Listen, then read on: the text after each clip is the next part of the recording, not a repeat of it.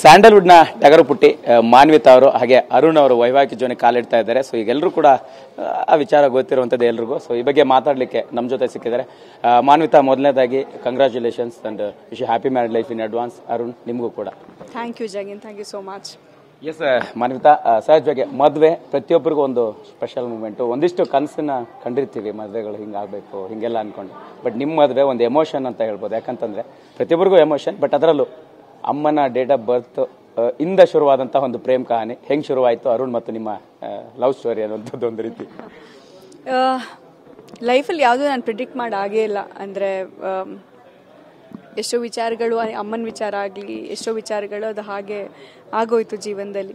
So ಇದು ಕೂಡ ಹಾಗೆ ಆಗಿದ್ದು. ಬಟ್ ಒಂಥರ ಡೇಜಾವು ಫೀಲಿಂಗ್ ಅಂತ ಹೇಳ್ತೀವಲ್ಲ, ಅಂದರೆ ಇದೆಲ್ಲ ಹಿಂಗೆ ಆಗುತ್ತೆ ಅಂತ ನಮಗೆ ಗೊತ್ತಿತ್ತು, ಏನೋ ಇದೇ ಥರ ಆಗುತ್ತೆ ಅನ್ನೋ ಥರದಲ್ಲಿ. ಈ ಥರದ್ದೆಲ್ಲ ಕೆಲವೊಂದೆಲ್ಲ ಅನಿಸಿದಾಗ ಇಟ್ಸ್ ಅ ಡೀಪ್ ಥಾಟ್, ಯಾಕೆ ಹಿಂಗೆ ಆಯಿತು ಜೀವನದಲ್ಲಿ, ಯಾಕೆ ಇದೇ ಥರ ಆಗಬೇಕು ಅನ್ನೋ ಥರದಲ್ಲಿ.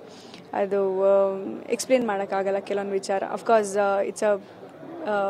It's an amazing coincidence that Arun ಅವ್ರದ್ದು ಮತ್ತು ಅಮ್ಮಂದು ಬರ್ಡೇ ಒಂದೇ ದಿನ ಬೀಳುತ್ತೆ. ಆದರೆ ಒಂದು ಅನ್ಫಾರ್ಚುನೇಟ್ ಥಿಂಗ್ ಏನಂತ ಹೇಳಿದ್ರೆ, ಅವ್ರ ಬರ್ತ್ ಡೇಟಲ್ಲೇ ಹುಟ್ಟಿರೋ ಅಳಿಯ ಅವ್ರಿಗೆ ಸಿಗ್ಬೇಕಾದ್ರೆ ಅವ್ರು ಇಲ್ಲ ಅನ್ನೋದೇ ಬೇಜಾರು. ಅರುಣ್, ಅಮ್ಮ 6-7 ವರ್ಷದಿಂದ ಮದುವೆ ಮಾಡುವಂತ ಪ್ಲಾನ್ ಇದ್ರು. ಬಟ್ ಯಾವ ಹುಡುಗಿ ಫೋಟೋನು ಅಷ್ಟೊಂದು ಸುಲಭಕ್ಕೆ ನೋಡಿರ್ಲಿಲ್ಲಂತೆ. ಮಾನ್ವಿತಾ ಅವ್ರ ಫೋಟೋ ನೋಡಿದ ತಕ್ಷಣ ಏನ್ ಇಷ್ಟ ಆಯ್ತು, ಅವರ ಜೊತೆ ಈಗ ವೈವಾಹಿಕ ಜೀವನ ಕಾಲಿಡ್ತಾ ಇದ್ರಿ, ನಿಮ್ಮ ಫಸ್ಟ್ ರಿಯಾಕ್ಷನ್?